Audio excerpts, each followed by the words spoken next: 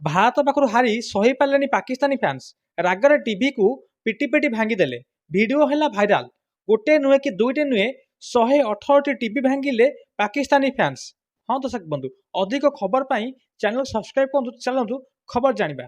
ଦର୍ଶକ ବନ୍ଧୁ, ଭାରତ ପାଖରୁ ହାରିଛି ପାକିସ୍ତାନ।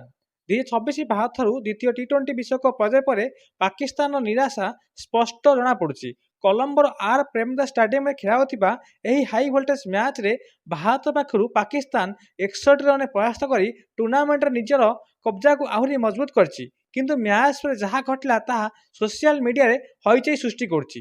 ପାକିସ୍ତାନୀ ଫ୍ୟାନ୍ସଙ୍କ ଟିଭି ଭାଙ୍ଗିଦେଲେ। ପ୍ରକୃତରେ ପାକିସ୍ତାନ ପରାଜୟ ପରେ ରାଗରେ ଗରଗର ହେଉଥିବା ଜଣେ ପ୍ରଶଂସକ ଏହି ଦ୍ରୁତଗତିରେ ଭିଡିଓ ଏକ ଭାଇରାଲ ହେଉଛି, ଯେଉଁଥିରେ କି ସିଏ ଦେଖାଯାଉଛି ତାଙ୍କ ରାଗରେ ଏକ ଟିଭିକୁ ବାଡେଇ ଭାଙ୍ଗୁଛନ୍ତି। ଦର୍ଶକ ବନ୍ଧୁ, ଭାରତ ପ୍ରଭାବଶାଳୀ ବିଜୟୀ ହୋଇଥିଲା, ଯେଉଁଥିରେ କି ଭାରତ ପ୍ରଥମେ ବ୍ୟାଟିଂ କରି 175 ରନ୍ କରିଥିଲା। 176 ରନ୍ର ବିଜୟ ଲକ୍ଷ୍ୟକୁ ପଛ କରି ପାକିସ୍ତାନ ମାତ୍ର 18 ଓଭରରେ 114 ରନ୍ କରି ଅଲ ଆଉଟ୍ ହୋଇଥିଲା, ଯାହାଫଳରେ କି ପାକିସ୍ତାନ ଏହି ମ୍ୟାଚ୍କୁ 61 ରନ୍ ହାରିଥିଲା। ଏବଂ ଏହାପରେ ଦେଖାଯାଇଥିଲା ଯେ ପାକିସ୍ତାନୀ ଫ୍ୟାନ୍ସଙ୍କ ଉତ୍ପାତ। ସେମାନେ ପାକିସ୍ତାନ ଉପରେ ରାଗି ଗୋଟେ ପରେ ଗୋଟେ ଟିଭିକୁ ଭାଙ୍ଗିଥିଲେ। ଏବଂ ଏହି ବିଜୟ ସହିତ ଭାରତ ଟି20 ବିଶ୍ୱକପ୍ରେ ପାକିସ୍ତାନ ବିପକ୍ଷରେ ନିଜର ରେକର୍ଡକୁ 8-1ରେ ଉନ୍ନୀତ କରିଛି। ପାକିସ୍ତାନ ସହିତ ଭାରତ 9ଟି ମ୍ୟାଚ୍ ଖେଳିଥିଲା ବେଳେ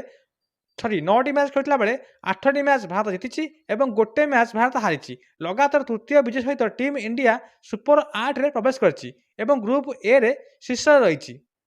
ପରାଜୟ ପରେ ପାକିସ୍ତାନ ଗ୍ରୁପ୍ ଏରେ ତୃତୀୟ ସ୍ଥାନ ଖସି ଆସିଛି, ଯେତେବେଳେ ଆମେରିକା ଦ୍ୱିତୀୟ ସ୍ଥାନ ଅଛି। ତେଣୁ ଆଗାମୀ ମ୍ୟାଚ୍ଗୁଡ଼ିକ ପାକିସ୍ତାନ ପାଇଁ ଗୁରୁତ୍ୱପୂର୍ଣ୍ଣ। ଯଦି ଆମେରିକା ପାଖରୁ ପାକିସ୍ତାନ ହାରିଯାଉଛି ତାହେଲେ ସୁପର 8କୁ ଯିବାକୁ ତା ପାଇଁ ମୁସ୍କିଲ ହୋଇଯିବ। ଆଉ ଯଦି ଆମେରିକା ସହିତ ଜିତି ଯାଉଛି ତାହେଲେ ସୁପର 8କୁ ଯାଇ ଆଗକୁ ଲଢ଼ାଇ ଜାରି ରଖିବ।